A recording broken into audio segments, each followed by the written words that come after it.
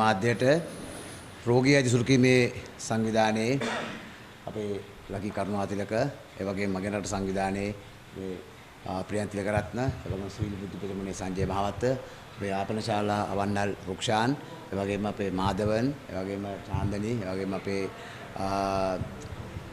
අපේ නූර් අරගල ක්‍රියාකාරණිය මේ සියලු දෙනා මේ එකට එකතු වුණේ මේ රටේ වෘත්ති අයිතිවාසිකම් වෙනුවෙන් පෙනීද්දී සෞඛ්‍ය ශාස්ත්‍රයේ රෝගීන්ගේ පැත්තේ පෙනී හිටපු වෛද්‍ය රුක්ෂාන් බෙල්ලල මහත්මයාගේ වැඩතහනම් කරා අද දිනේදී මේ බාල බෙහෙත් සමග මේ ආපදා සිද්ධි සමග මේ වෙච්ච සියලු දේවල් වහගන්න අලුතෙන් දෙයක් අද මේගොල්ලෝ ප්ලාන් කරා මේ වැඩතහනම් කිරීම.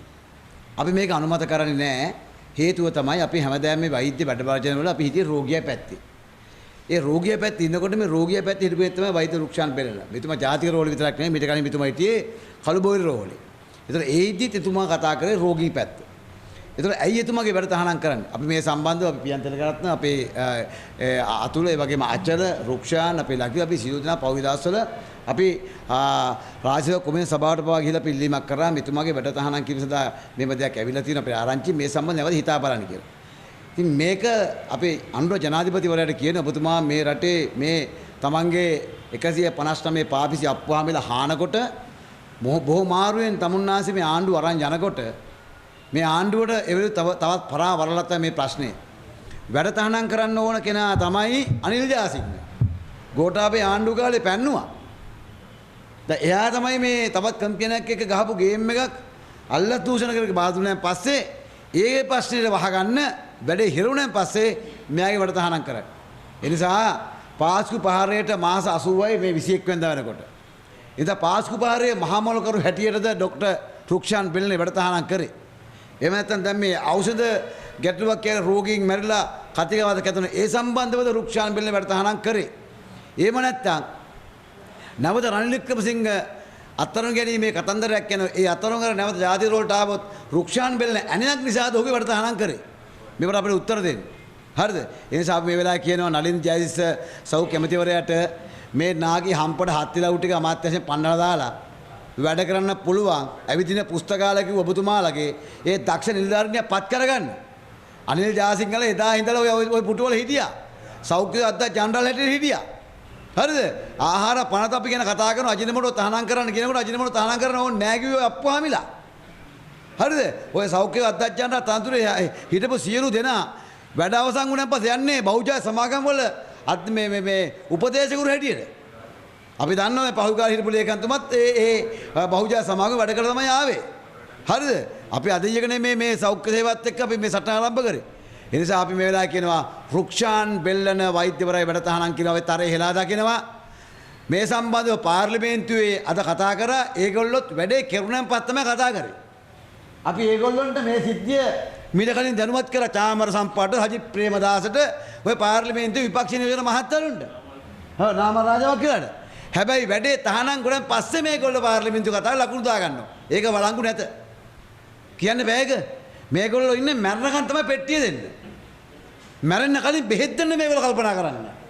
ඈ මේගොල්ලෝ මේ අපි ගිහිල්ලා සිවිල් ව්‍යාපාර හැටියට ගිය සතියේ රාජ්‍ය සේවා කොමිසම සභාවට ගිහලා මේ ප්‍රශ්න කතා කරනකොට අපි මේගොල්ලෝ කතා කරලා මේගොල්ලන් තුරන මේ සම්බන්ධව වැඩ කරන්න. දැන් රුක්ෂාන් බෙල්ලා මේ කියනවා මම ජාතික රෝලෙද්දී මොනතරම් මේ දේශපාලන කීම් වලට මොනතරම් මම ඒගොල්ලන්ගේ හිතවතුන් උදව් කරාද කියලා. අඩුම ගානේ දැන් රනිල් වික්‍රමසිංහ වෙනුවෙන් පෙනී හිටියයි කියලා නම් වැඩ තහනම් කරේ. එක්සත් ජාතික පක්ෂ සමරත්වයක් විතර මුන් හැමෝම කොමා වෙලාද මුන්ට වෙන කතා කරන්න බෑ. හා බල අනුන්ගේ හත්තිලව කතා කරන බාඩ බැලුවා තමන්ගේ නායක වෙනුවෙන් මේ මිනිස්සු පෙනී ඉඳලා අද දංගෙඩි යන මේ මිනිස්සයා කො UMP එක එක අප්පුවම මෙන්න කතා කරනවා. බල කොමා වෙලාද? එහෙන්දා තොපි සියලු දෙනාටම ඊළඟ මැතිවරණය හදනවා නම් පාර්ලිමේන්තු වෙන්න අපි අන්න එකට තියන්නේ නැහැ. අපි හැමදාම සිවිල් ව්‍යාපාරය පොළු ගහන මුන් අඹහුලම් පයින්නවා. හා හැමදාම කරන්නේ ඒකනේ. දැන් සුජීව සේනසිංහ සජබේ කොහි හිටියේද?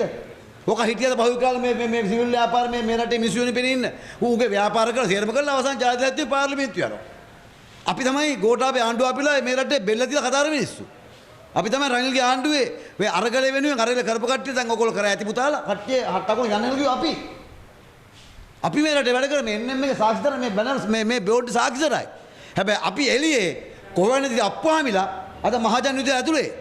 ඒ නිසා අපි විපක්ෂයට කියනවා ඕගොල්ලෝ බෙල්ලගෙන කතා කරාට දැන් වැඩක් නැහැ. බෙල්ලන්ගේ වැඩ තහනම් කරලා ඉවරයි. ඕගොල්ලෝ තමයි බෙල්ලන්ගේ වැඩ ගත්තේ. ඕගොල්ලෝ අපි කලින් දැනුවත් කරා මෙන්න මේ කතා කරන් කියලා. ඕගොල්ලෝ වැඩේ කෙරුණාන් පස්සේ දැන් කියනවා මේක වැරදිලු. ඒ නිසා අපි ඕගොල්ලන්ට කියනවා ඔයාලගේ කයිතන් විතර ඕගොල්ලෝ ඇත්තේ විපක්ෂේ. අපි ඕගොල්ලන් කතා කරලා මිනිහන් කතා කරන්න කියලා. ඒ නිසා අපි සිවිල් ව්‍යාපාර හැටියට වෛද්‍ය රුක්ෂාන් බෙල්ලන වැඩ තහනම් කිරීම ජාත්‍යන්තර දක්වා අපි අනිවාර්යයෙන් අරන් යනවා. එතුමාගේ වැඩ නැවත ගැනීම සඳහා අපි දෙනවත් දෙක නෙමෙයි එතුමා මේ සිවිල් ව්‍යාපාර හරහා ඉදිරි කාලේ රෝගීන්ගේ අයිතිවාසිකම් වෙනුවෙන් අපි අනිවාර්යයෙන්ම එතුමා වෙනුවෙන් එතුමාත් අරගෙන අපි ඉදිරියට යනවා කියන මතක මොකද එතුමා හිඟා ගන්න ඕනේ නැහැ එතුමාටත් යම් දේවල් තියෙන එතුමා වෛද්‍යවරයෙක් හරිද ඒ නිසා අපේ එතුමා වෙනුවෙන් පෙනී ඉන්නවා අපි කනගාටු වෙන විපක්ෂයේ මහත්තරුන්ට අපි කනගාටු වෙනවා අපි ඕගොල්ලන්ට කෝල් කරලා කිව්වා ඕගොල්ලෝ බලන් හිටියා වැඩ තහනම් වෙනකන් ප්‍රශ්න කතා කරන්න අපි අන්න ඒක ඕගොල්ලන්ට කියනවා බොහොම කැතයි මහත්තුරුනි ඕගොල්ලෝගේ හැසිරීම ගැන මම මතක් කරනවා. ඔව් මේ වෙලාවේ මයික් පැලුවට නැත්නම් පාරට බයිලා උද්ඝෝෂණයක් කරන්න ඕගොල්ලන්ට හොඳක් නැද්ද? නෑ උද්ඝෝෂණ කරන්න ඕනේ නෑ ලාල්ලයි ඒ මිනිස්සු වෙනුවෙන් පෙනී හිටියා අපි. අපි තමයි අද උදේ ගෞරවනීය මාධ්‍යයට එතුමාගේ වැඩ තහනම් කරපු කීයක සියලු WhatsApp සමූහයන් හරහා දැනුවත් කරෙත් අපි. ඒ නිසා අපි අපේ කරන්න ඕන වැඩේ කරා. හැබැයි එතුමාගෙන් පළභෝජන ගත අප්පුහාමිලා අද නිහඬයි. ඒක ඇතින ප්‍රශ්නේ.